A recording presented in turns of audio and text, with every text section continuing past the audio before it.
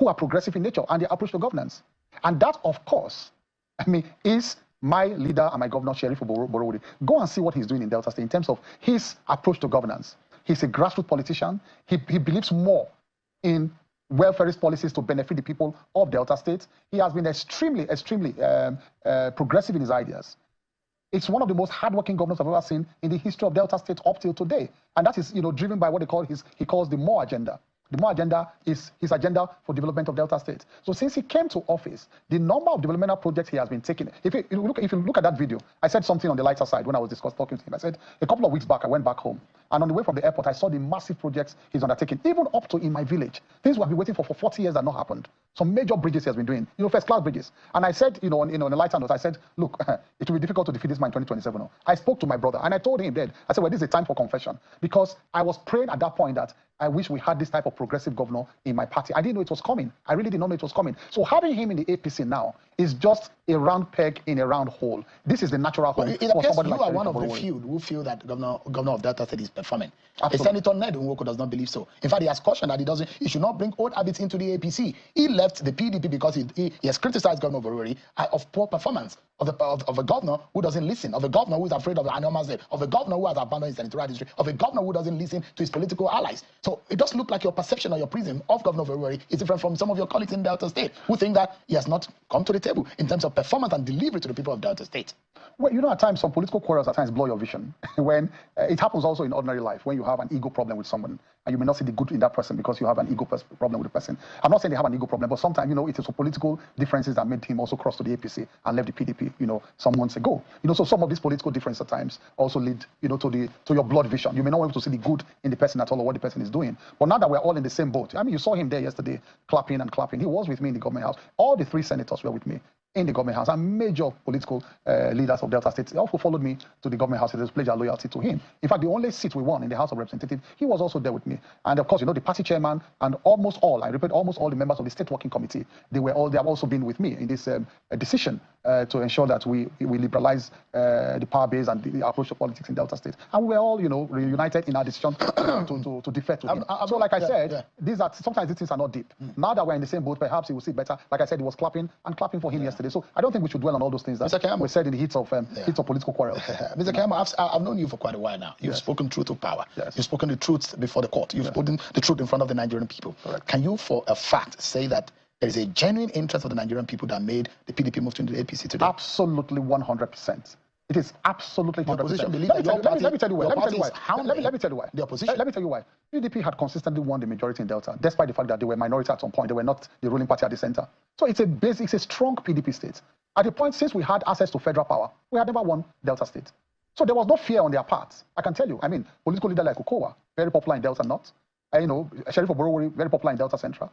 We lost in the governorship. Out of 25 local governments, we lost 3 or 4.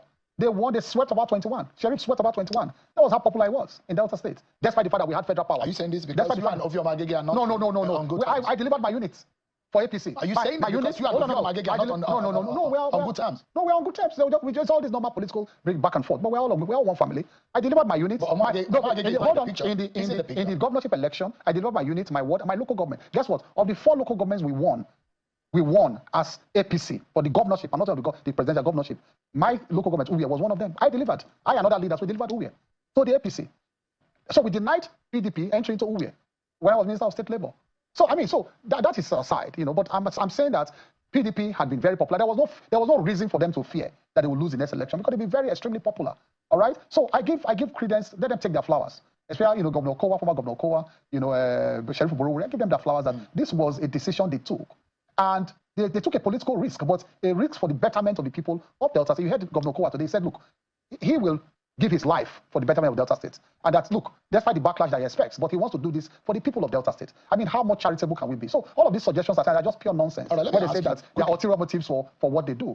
And the accusation is that your party is hounding and threatening opposition voices and voices of dissent and pushing and beating them to shape just because of political gains. It is a lazy way of the opposition party to bemoan their fate. Very lazy way. You know what? If they're even hounding you, if you understand the psychology of Nigerian people, that is when you win the hearts of Nigerian people the more. If anybody is hounding you, the Nigerian people naturally side with the weaker side of any battle, and they will pour out and vote for you. I'll give you an example. if people who understand the history of policy in this country. Remember the case of Ondo State that time, Mimiko. Mimiko was in PDP.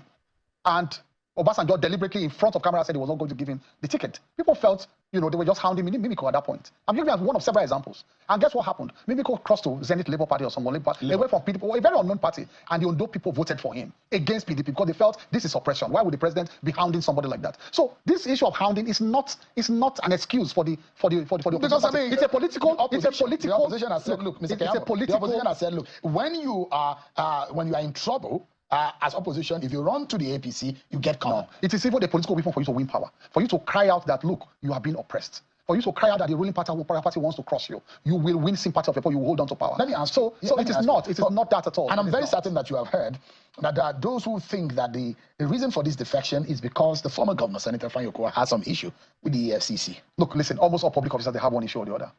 And I've been a prosecutor for EFCC for more than a decade, before I was appointed minister. So all of this perception that once you just announce something by EFCC, the person is guilty, is completely hogwash. It's wrong. That once EFCC announces we are interrogating this person, and all of a sudden you think that person is guilty. In EFCC, in politically exposed cases, and cases involving politically exposed persons, we lost most. All the prosecutors, we lost most of them because sometimes the hype is more than the evidence in court. The hype in the press. Check the history of them. I'm being honest now. To both sides, both accused and the prosecutors. Many of them are more hype than the actual evidence we produce in court because some of the cases we lost them, despite all the hype in the press. So I'm speaking from a position of deep knowledge because I have been a prosecutor for the EFCC for more than 15 years. Other prosecutors will tell you the same thing. When we were surprised, when we all compared notes and we were surprised, why did we lose this case? Why did we lose that case? Well, we won some. Not all lawyers can win. Every lawyer must not win all these cases. We have lost many, we have won many, and many are still in court. That is, our record. But we lost many that were more, in the eyes of the people, the people were more guilty than the actual evidence we produce in court. From what has been going on, and there are fears about those who monitor democratic and political scenario playing out in the country and who believe that whatever is going on is that Nigeria is drifting towards a one-party state. And you are being a pro-democracy campaigner.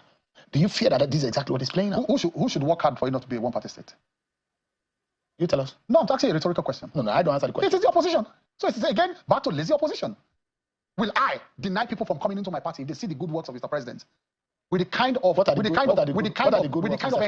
enhanced revenue that's accruing to the states now for purpose of development. Nobody has disputed. The governors have not disputed that. Even the opposition governors. Hold on. Let me tell you this.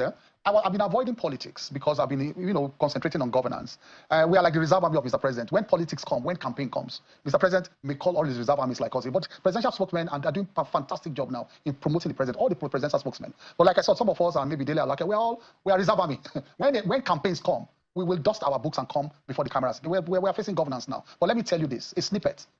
Never in the history of Nigeria since 1999, or let's say since 1999, that governors have had more enhanced revenues as they have now for the sake of development. What engenders employment and monies in the pockets of poor and wipes out poverty more than the creation of employment? What creates employment more than infrastructure, the infrastructure that you are building across the country? And what enhances infrastructure you are building across the country more than increased revenue? And so the president has gotten the macroeconomics very correctly. This president has gotten it very correct by those two very bold decisions he took on the day he was sworn in as president. And no president has been bold enough to do that. But like I said, when we come to campaigns, we will address all these issues. For now, like I said, we'll be facing governance. Mr. Keyamo, but those are snippets. I don't want to go deep into it. You are a minister of I will just sector by sector. Mr. Keyamo, let me finish the issue of one-party state. At a point, this president was the only ACN governor. When PDP wiped out almost all the opposition by hook and crook, wiped out the opposition, stole elections, rose results, and the president then, as governor of Lagos, was the only ACN governor. For the Gen Zs who don't understand history, they should know this. What did he do? Did he bemoan his faith? No. He rolled up his sleeves and got down to work. He did not cry wolf like they're crying now. And little by little, inch by inch, he began to roll back. He began to win states back, and until he stretched his hands across to other, opposition parties like the CPC and ANPP too. They were also working their socks off, and that is the APC you find today. So I will tell the opposition parties, get down to work. Don't blame the ruling party for people joining and say, yeah, you want to do one-party state. Are we the ones to blame? Even when it is said that your party is destroying the opposition by subtle and covert and overt actions and political activities. Did you remember at that time, under PDP, when EFCC, without charge in court, without conviction, they just came up one morning and brought out list of opposition politicians and all that. They said they had EFCC case so they could not contest for elections, just to wipe them out. What can be more horrendous than that? What can be more brutal than that? Politically brutal than that? How? What can be? And what can be more brutal than a PDP government withholding allocation to a state like Lagos State for the purpose of crippling that state? What can be more brutal than that? Don't get me into a campaign mode. We'll get to campaign mode. But don't talk. My party, the APC, has been one of the best in terms of its approach to democratic ideals and governance. It has. They never muzzled opposition in any way. Really? How did we muzzle opposition? I'm telling you about the sins of PDP. Unfortunately, like I said, the younger ones now who are under 30, under 20, they don't know these things happen with PDP. They are saying that PDP is one kind of good opposition party. It is all these are the things that destroyed PDP. The hands of people, mind of people. Why is APC standing? Because of democratic ideals. I'm talking of facts. When you want to counter me, you now bring. I'm talking. I can be here today and reel out 30 scenes. Let me of the ask PDP you, when they were Keyamo, at the center. How do you because your voice was not this refined those days. It was more husky and very loud on the streets of Lagos. And that is why I use that word to join the opposition. They call the APC. Don't forget that some of us were not opportunists to say we joined ruling party. We fought our way into government. We joined. At the time, you were not wearing fedora. We joined opposition. Do you understand that? We joined opposition from the street. I fought our way to government. The question I'd like to ask you is whether or not you are capable, and you have the confidence to face the Nigerian people and say, in almost 2 years, the government of the day has delivered based on these promises. In the indices of our economy, in the indices of governance delivery, in the indices that talks about the human capital development in Nigeria that this government today has delivered to the Nigerian people. The kind of suffering, the kind of pains, the kind of agony that average Nigerian people face, and the insecurity we see in some part of the country. Are you able to, in truth, face the Nigerian people and say, this is a better or a good government? You know, I watch your program all the time, and this is already becoming a cliche for you. It's becoming, a cliche. It's like a sing-song. When Nigerians are suffering? No. It's like I said, it's a cliche. When they are suffering? There's no two ways about it. It's a cliche. When you have not eaten, because when you say there's no way over again without going down to understand the man that is hungry. The transformation. For the man that is hungry, there's no better way to say that he's hungry. It is the same thing people say since 1960 to whip up sentiments. People are hungry, people are dying, people are hungry. Headlines of 1970 said the same thing. But what we need to look at is, are we moving in the right direction? To fix decades of rot, I want to ask you, it's a rhetorical question because you are the interviewer today. Do you think really it's a matter of just like putting on a switch? Like a president is sworn in today, tomorrow he puts on a switch and it's wiped out and then there's no much, then everything it's perfectly all right the next day. I mean, it's a rhetorical question. I'm asking the Nigerian people too. It is not. It's a process. So what you need to look at is that even if people are going through difficult times, are we on the right trajectory? That, I think, is the right campaign message. It's not whether after 1 year, we're not 2 years in office, we're just almost 2 years, that everything it's fine. I just gave you one indices and one of the macroeconomic indices we've gotten right in terms of government not pouring its earnings into subsidies that benefit only a few rich people. And the president has been bold enough to do this. So where has that money gone? That money that was saved from going to the pockets of rich people, it has gone back to states and local government at that level. And they are benefiting from roads now, bridges.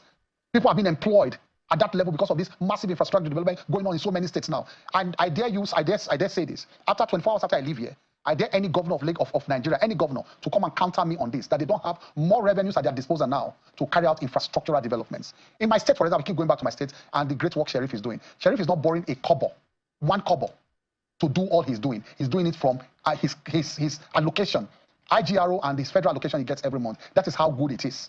Before, governors had to go and borrow to carry out such infrastructural development. So, like I said, Shehu, when we get to that curve, that curve of campaign, we're coming down. We just see oppositions running their mouths all the time now and all that. Some of us just say, okay, let's face governance. It's not time for campaigns. When that time comes, and like I said, when some of us who are the reserve army join the beautiful work that the spokesmen are doing now, the Nigerian people will get the picture clearer. Yeah, they will. Mr. Keyamo, they will. I'm sorry that if you feel uncomfortable that we're talking about the pains and the hunger of Nigeria. No, just a moment. Because just a moment, because the man that is hungry, there's no other name, no synonym to his hunger. His stomach is empty. The man that cannot pay his child's school fees, there's no other name to call it that he doesn't have money. The man that cannot be able to go to farm because bandits have chased them away from the farm, there's no other name that you can call it. Because it's easy and cozy in Abuja. People might feel uncomfortable because those of us who mirror the society and say the way it is, we look like stupid people. But yet we're not stupid. We've been around and we've seen how past government have also vilified us to say we talk too much. We say this is becoming this. The fact remains that Nigerians are hopeful that their lives will be better. And the question that I ask you beyond this defection is whether or not the Tinubu governor understand the pains. Did you understand what I just inflation now? Food inflation, no. Did you unemployment rate, all of it has grown astronomically. Did you understand the last 2 years? Did you understand the explanation I just gave now? Or you did not hear me? I heard it clearly. And I'm very sure that the Nigerian people heard it too. Now, did they hear that I said they are governors? They are not president now. The president has given more money to their governors to solve some of these problems. So they should meet their governors. That is what governors are about. And the local government chairman. Is it federal government alone? The things that affect the people more are with the governors and local governments. Are you aware of that? What about the indices of the economy? When they say more Nigerian children, I'll give you one example that has been repeated 100 times, people not knowing where the problem is coming from. They say, oh, more people, Nigerian students are out of school. That school you're talking about primary school. Primary school is under what? It's under federal government. It's state and local So government. you're asking Nigerian people to hold their governors Of accountable? course, at that level, I'm at that asking level, you, Minister at that Keyano, level. I'm telling you that you are serving in the that federal cabinet. I'm telling you that we at the federal government, at the federal cabinet, our duty is to make the right policies that we cascade down in terms of to states and local government, and we shape the entire. So you're saying that the government is doing the best in terms of economic policies to redefine our economic trajectory. It's got the best ever in the history of Nigeria. The best ever. Okay, I want to ask you a rhetorical question again. The best. Who is judging that this is the best? I mean, all the indicators around the world have said so. I mean, you are reading them too. This is not just a joke. I'm not saying this is as a joke. Most of the major economic indicators or barometers in the world have said so that Nigeria is on the right trajectory. The IMF Google me. And the World Google Bank me. is pessimistic about economic growth and the impact on the Nigerian people. The latest report I just said, and whether or not this government can be able to meet up its aspiration and promises to the Nigerian people. Those are projections. Those are projections. But I tell you, when the time comes around, you will see that we have done far better than people. And I'll ask you something. Did this thing start in 2023? All of these things you read out. Did they start in 2023? And I come back to the same question I keep asking. And like I said, I challenge anybody to a debate when we get to campaigns, whether we could have embarked on a better trajectory, economic trajectory than we are doing now. The president said made a classic statement some time ago, and that is what is defining his approach to governance. That we ate our tomorrow. Yesterday, almost previously, a government yesterday, we ate our tomorrow. And that's what happened. But now is the time to get it right. And we are getting it right. It might be unfair, actually, to overjudge this government in just halfway done into what they promised. But the essence of a debate on the economy and performance of government is for the government to open its eyes wider, see things that they're probably not saying, and understand that the Nigerian people, we are the voice. And that's why we have just to tell you that they are playing justice opposition. Just one word before you go on break. Everything the Tinubu government do in terms of removal of subsidy inflation is the same thing the opposition said they would do during campaigns. It's now they are playing politics with it. They said the same thing. They'll do the same thing. What have we done wrong? When the time comes, because I don't want to engage you in an economic debate tonight, because today is not for it. It's not for it. But when you come with your fact and figure, I will borrow you a pen and I'll ask you to jot and write some things down. But today, we're talking about politics of Delta State. And I'm a bit worried about one factor, right? Where does this leave Senator Ovie Omagege, who a lot of people think that he's actually the leader in the state, in Delta State? No, I don't think we should personalize. It's such an important program. We should not bring personal interest and differences here. But we just showed you, Mr. Keyamo, surrendering your leadership. Yes, because it's all about the good of the people. And guess what? The most profound thing I will say here today is that every single APC member in this country today should be concentrating on the re-election of President Bola Ahmed Tinubu, irrespective of whether it affects your personal interest or not, because he does need a second term to fully finish up all these reforms. It will be tragic for any government to come in 2027 and stop these reforms. This is what has happened in the past before, where you have all kinds of inchoate policies that were implemented. This is a very important economic transformative period that we are going to. Just hold on. And so, coming back to your question, whether it affects me as minister, whether I have to make sacrifice like I made yesterday with all the senators when we surrendered, it is irrelevant. So long as we are strengthening the APC more for the re-election of Mr. President. I don't care whether it affects me. I don't care whether I lose out politically. I don't care. Mr. President must be re-elected. That is what we do. People on the inside, insiders, like Dr. Hakim Ahmed, who left and said that there is a lot of rot that is happening, and that people should not even look the way of President Tinubu for 2027. And there are a lot of northern elites who are saying they will never be able to look in that direction for 2027. How do you convince them? There's already an El-Rufai and Atiku Abubakar who are thinking of the coalition. Can the Tinubu structure and the APC be able to withstand this political tsunami coming? There's no tsunami coming. I think it's a storm in a teacup. I respect these people. Let me just put in the context. I respect them so well. But if you look at the political history of Nigeria, those who have not... I have campaigned for 2 presidents now. I hope you know that. So I have fair knowledge of the demography. I was chief campaign spokesman for the Buhari and also for Tinubu, back to back. So I understand the political demography. It's impossible for you to do a coalition now to unseat the present president. Why? You see, there are 2 different things. Are you talking of a merger or coalition? Or alliance. Or alliance. They should be very clear. If it's a merger, forget it, because it is too late to start a merger now.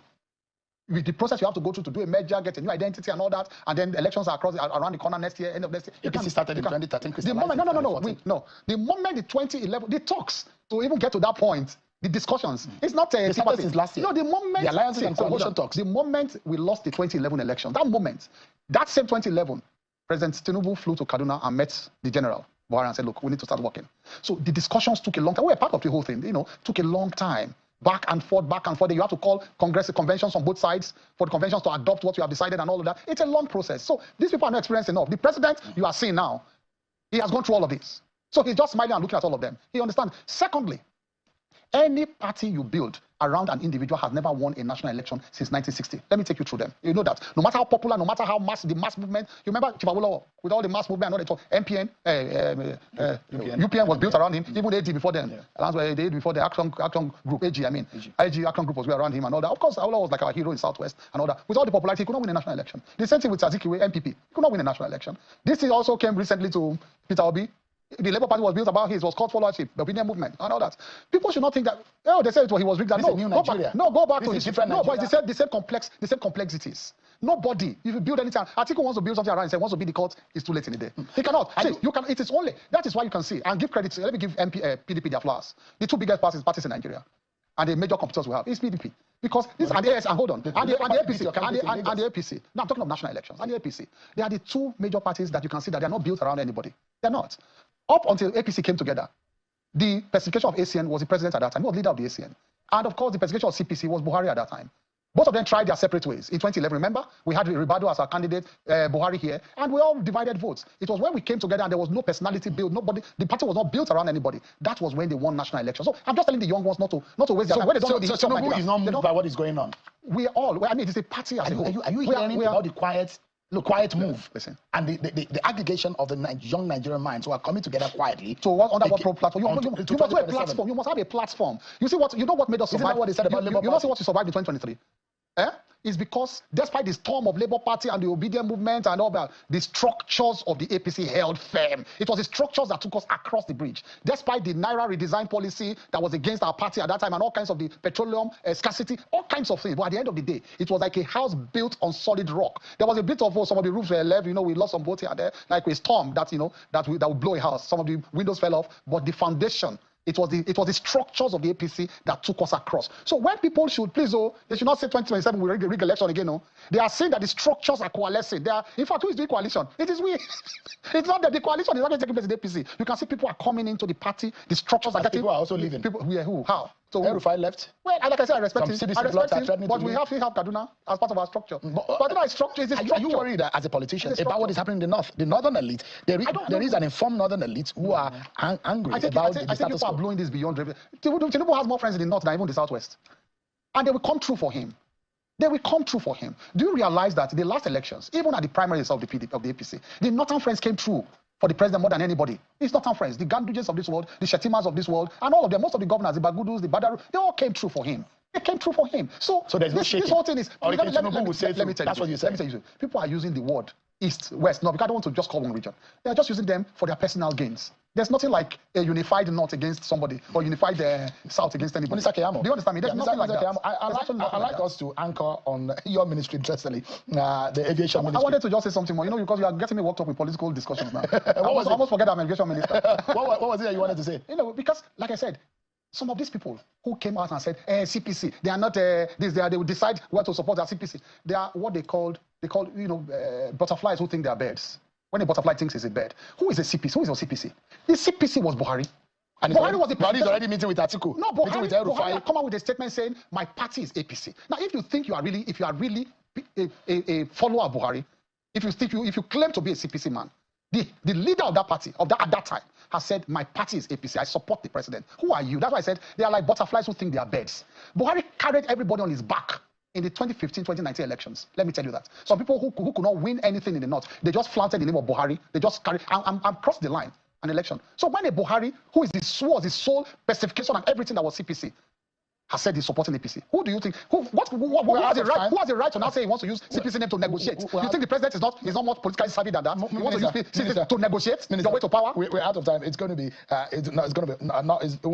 be unfair for me not to talk about the Nimet matter before you go. And those who are worried. Well, I have resolved it. Temporarily because I had to. But why did it have to get to that point before you step in? It's a matter of safety. No. Sometimes you must, as a minister, give your CEOs the powers to do as much as they can. So, I gave my CEO, the DG of NIME, I said, look, resolve this as much as you can. And then, of course, when the thing snaps at the stage, you can see that it took less than 24 hours. Because I drew from my knowledge of, before then, in civil society and labor relations, I had it. And then I had it drew from my strength as Minister of Labor, my knowledge. And then, of course, I'm part of them. They're talking about demands, 25 to 35% salary increase, 40% hardship allowance. Is it possible? Is it plausible? We even pay the 40%.